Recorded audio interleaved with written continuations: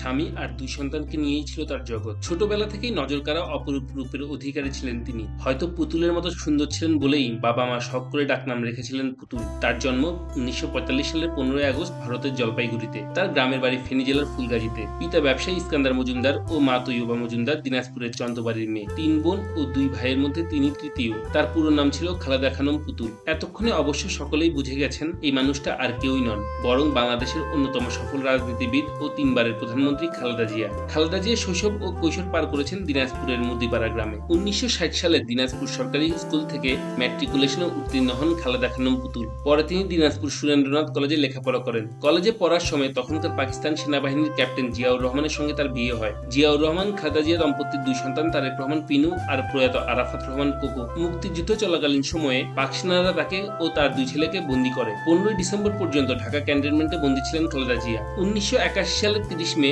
বিএনপির প্রতিষ্ঠাতা জিয়াউর রহমান চট্টগ্রামের সার্কিট হাউসে কিছু বিপদগামী সেনা সদস্যের হাতে নিহত হন। স্বামী নিহত হওয়ার আগ পর্যন্ত গৃহবধূই ছিলেন খালেদা জিয়া।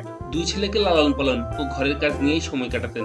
জিয়াউর রহমান দেশের প্রেসিডেন্ট হলেও রাজনীতিতে তার উপস্থিতি ছিল না। পরে দলের নেতাকর্মীদের আহ্বানে বিপর্যস্ত ও দিশেহারা বিএনপির হাল ধরেন তিনি। নীতি ও আদর্শ অটুট থাকায় আপসীন নেত্রী হিসেবে পরিচিতি লাভ করেন। খালেদা জিয়া 3 বার বাংলাদেশের প্রধানমন্ত্রী ছিলেন। বিএনপির চেয়ারপারসন হিসেবে তিনি একটানা 32 বছর দায়িত্ব পালন করেন।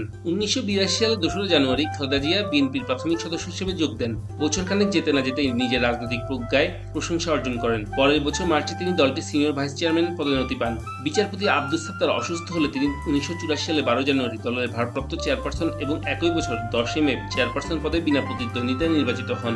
বিএনপির দায়িত্ব নেওয়ার পরে নানা প্রতিকূলতার মুখে পড়েন খালেদা জিয়া। দলকে ঐক্যবদ্ধ রেখে এরশাদের স্বৈরশাসনের বিরুদ্ধে আন্দোলন গড়ে তোলেন। এরশাদের শাসনের বিরুদ্ধে কোন রকম সমঝোতা না করেই আপসীন আন্দোলন করে গেছেন। 1983 সালে খালেদা জিয়ার নেতৃত্বে 7 দলীয় ঐক্যজোট গঠিত হয়। একই বছর সেপ্টেম্বরে জোটের মাধ্যমে সামরিক শাসনের বিরুদ্ধে আন্দোলনে নামেন। 1987 সাল থেকে খালেদা জিয়া এরশাদ হটাও এক দফার আন্দোলন শুরু করেন। একটানা নিরলস ও আপসীন সংগ্রামের পর 1991 সালের 27 ফেব্রুয়ারি অনুষ্ঠিত সংসদের নির্বাচনে সংখ্যাগরিষ্ঠতা পায় বিএনপি। খালেদা জিয়া 1991 সালে জামাতে ইসলামী সমর্থনে প্রথমবারের মতো দেশের প্রধানমন্ত্রী পদে নির্বাচিত হন।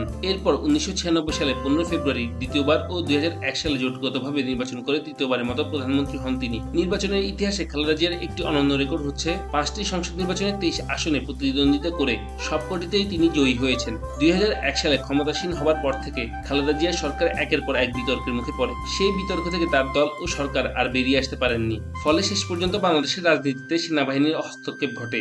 সেনা সমর্থিত 111 তত্ত্বাবধায়ক সরকারের আমলে খালেদা জিয়াকে 2007 সালের 3রা সেপ্টেম্বর গ্রেফতার করা হয়। দীর্ঘদিন কারাবাসের পর তিনি আইনি লড়াই করে সবকটি মামলায় জামিনে মুক্তি পান। 2008 সালের নির্বাচনে খালেদা জিয়ার দল বিএনপির ব্যাপক ভরাডুবি হয়। এরপর থেকে দলটি রাজনৈতিকভাবে আর ঘুরে দাঁড়াতে পারেনি। আওয়ামী লীগ ক্ষমতায় এলে 2010 সালের 13 সেপ্টেম্বর তিনি ক্যান্টনমেন্টের বাড়ি থেকে উচ্ছেদ হন। খালেদা জিয়ার অভিযোগ ছিল বল প্রয়োগে তাকে তার বাসা থেকে বের করে দেওয়া হয়েছে। তিনি ওই বাড়িটিতে 28 বছর ছিলেন।